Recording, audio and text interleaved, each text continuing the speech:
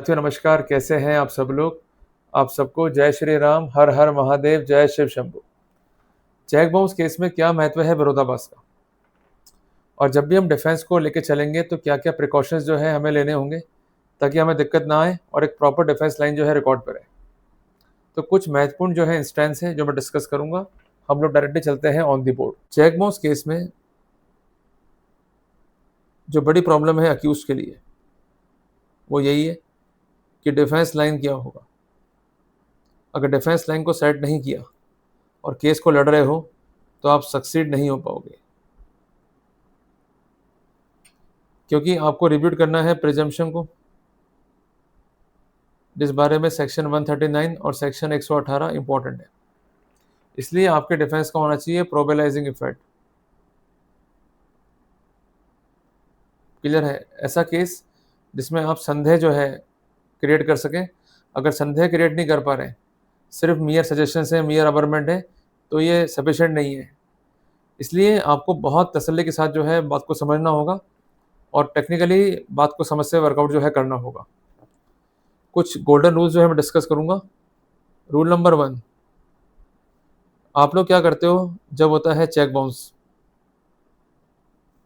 आपको आता है नोटिस, तो आप उसका रिप्लाई नहीं करते हो। अगर आप ये नहीं कर रहे हो तो you are increasing risk of conviction. Reply जो है ज़रूर करें। दूसरी बात, यदि आप कोई डिफेंस लाइन जो है सेट कर रहे हो, तो उसका इफेक्ट जो है वो होना चाहिए प्रॉपर। कहीं ये ना हो जाए कि जो परिवादी है वो उसके इफेक्ट को सप्रेस कर दे। अगर वो कर गया, नुकसान जो है हम खा जाएंगे। उदाहरण के लिए आपने ये डिफेंस दिया कि मैंने ये चेक दिया है मिस्टर सी को, आप हैं मिस्टर ए, मैंने चेक दिया है मिस्टर सी को, और मिस्टर सी ने ये चेक जो है पास कर दिया मिस्टर बी को, और मिस्टर बी ने गलत केस जो है फाइल कर दिया। मैं मिस्टर बी को नहीं जानता हूँ। अब मिस्टर बी क्या बोलते हैं कि साहब हमारे बीच में कॉल लॉग्स हैं, बातचीत है, व्हाट्सएप कम्युनिकेशन है। अल्टीमेटली क्या हुआ? डिफेंस लाइन खत्म हो गई ना। शुरुआत में डिफेंस क्या हुआ, ठीक लगा, पर जब ये फैक्ट्स रिकॉर्ड पर है तो वो डिफेंस क्या हो गया, वीक हो गया। तो अपने को वो गलती नहीं करनी है। क्लियर है? इसलिए जब भी आप डिफेंस को बनाओ तो ये बात ध्यान रखो कि जो परिवादी है उसके पास में कोई विपरीत फैक्ट जो है नहीं होना चाहिए। अगर वो होगा तो वो नुकसान कर देगा आपका। उदाहरण के लिए यदि आप किसी केस को लड़ रहे हो तो सबसे पहले देखो परिवाद को, कंप्लेंट क्या है। दूसरी बात, क्या क्या फैक्ट्स जो है कंप्रेस्ड है। और तीसरी बात, जो अपने प्रिकॉशंस लिए हैं पहले, उसको आपको सबसे पहले जो है प्रेस करना है। मैं हमेशा ही बोलता हूँ कि आपको जगना पड़ेगा टाइम पे। अगर लेट जगोगे नुकसान खा जाओगे। जैसे उदाहरण के लिए मिस्टर ए ने मिस्टर बी को जो है चेक दे दिए। ये चेक जो है सिक्योरिटी पेड है, एग्जाम्पल ले रहे हैं अपन। तो what precautions mister A could have, कि जो भी पैसे लिए हैं उसकी लिखा पढ़ी वो करे। नंबर 2, व्हाट्सएप चैट्स को जो है मेंटेन करें। फ़ोन कॉल जो भी हुए हैं उनकी जो रिकॉर्डिंग्स हैं उनको जो है मेंटेन करें। और जो कंसेंट चेक हैं इसके बैक में लिख दो सिक्योरिटी चेक, और एक नोट और लगा दो, not to be introduced further. तो एक अच्छी इम्यूनिटी जो है रेडी कर ली मिस्टर ए ने, डिस्पाइट ऑफ फैक्ट दैट कि ये लिखा पढ़ी हुई नहीं या ऐसा प्रिकॉशंस जो है नहीं लिए गए। तो इसलिए अपने को टाइम रहते हुए जो है जगना पड़ेगा। अगर नहीं जगोगे तो मारे जाओगे। क्लियर हो गया अपने को? तो ये पॉइंट जो है आप नोट डाउन कर लो। अब एक ऐसा भी केस है मेरे संज्ञान में जहां पर किया अक्यूज ने कि अपने ही नाम राशि का जो है ढूंढा व्यक्ति, उसका जो है खुलवाया बैंक में खाता,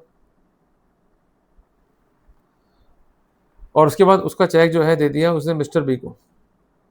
अब मिस्टर बी के माइंड में क्या इंप्रेशन है, ये चेक तो मिस्टर ए का है। चेक जो है बाउंस हो गया, केस चलता रहा। 3 साल बाद ये पत्ता खोला मिस्टर ए ने कि जो कंसर्न व्यक्ति है वो मैं हुई नहीं। उसने बैंक से जो है डॉक्यूमेंट मंगवा लिए और पुष्टि हो गई कि ये कंसर्न व्यक्ति जो है मिस्टर सी है। तो अल्टीमेटली कोर्ट को जो है उसको एक्विट करना पड़ा। अब जरा सोचो कि ये डिफेंस रेडी होता बाद में तो क्या मिस्टर ए जीत पाते? उत्तर नहीं। क्लियर है? इसके साथ साथ जो आपके एडिशनल डिफेंसेस हैं जो हम यूजुअली देखते हुए आ रहे हैं कि वी कुड चॉक आउट, और defence regarding the financial capacity of the complainant, हम ये भी जो है शो कर सकते हैं कि एलिज्ड अमाउंट जो है ये शो नहीं किया गया ATR में, और जो कंसर्न्ड परिवादी है उसके बयान में सेल्फ इनकॉन्सिस्टेंसी है, उसके कंसर्न केस में कोई भी कॉरोबोरेशंस नहीं है, कोई लीगल इन्फोर्सेबल डेट वो साबित नहीं कर पाए, ये तो अदर पैरामीटर में हो गए। इसके अलावा कोई बिंदु है लिमिटेशन का, वो भी हम जो है प्रेस कर सकते हैं। पर सबसे इंपॉर्टेंट बात, जो आपका डिफेंस लाइन है वो आपको पहले ही प्रिपेयर करना है। अगर डिफेंस लाइन पहले प्रिपेयर नहीं करा, आप लेट हो गए, तो वहाँ जो है नुकसान खा जाओगे। क्लियर है? एक अपन एग्जाम्पल और भी लेते हैं। यदि आपका डिफेंस है कि मैंने चेक जो है एज सिक्योरिटी दिया है, तो चेक के पीछे लिख दो एज सिक्योरिटी। क्लियर है बात? ये not to be used for any payment. अब जरा सोचो कि ये चीज़ जो है चेक के पीछे लिखी हुई है, कितना बेनिफिट जो है आप ले जाओगे। क्लियर होगा अपने को? इसलिए बहुत इंपॉर्टेंट है कि हम किस प्रकार जो है प्रोसीड करते हैं, how we take our case. अगर आप सिंसियर नहीं हो तो फ़ायदा नहीं मिलेगा, अगर फ्रॉम द इंसेप्शन आप सिंसियर हो फ़ायदा मिल जाएगा। इसलिए कहते भी तो है ना कि precaution is better than cure. इसलिए आपको प्रिकॉशन लेना पड़ेगा पहले ही। डिफेंस लाइन सेट हो गया, बाकी पैरामीटर तो झेल जाओगे, पर डिफेंस लाइन ही नहीं है, तो जो प्रिजम्पशन है उसको कैसे रिब्यूट कर पाओगे? भाई चेक कैसे गया कंसर्न परिवादी के पास में, ये लाइन आपको सेटल करनी पड़ेगी। क्लियर है?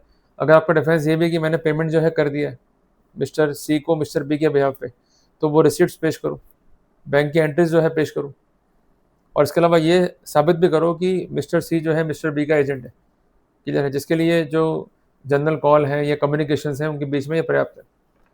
पर अगर ये डिफेंस आपने ले लिया कि साहब मैं जानता नहीं हूँ मिस्टर बी को, जो मैंने आपसे कहा भी है, और अगर मिस्टर बी ने सबूत पेश कर दिया कि हमारे बीच बातचीत है, तो आपका डिफेंस जो है फेल हो जाएगा। इसलिए बहुत ज़रूरी है कि जब भी हम डिफेंस की तैयारी करें, राय लें एक्सपर्ट से, प्रिकॉशंस को जो है फॉलो कर लें, ताकि जब भी चेक का मिसेज होगा तो यही प्रिकॉशन हमारे बहुत काम आने वाले हैं। अगर आपका डिफेंस जो है स्टैटिक है, उसका इफेक्ट जो है प्रोबेलाइजिंग है, definitely you can win. Clear हो गया अपने को? जल्दी मिलेंगे अपन एक नए अध्याय में।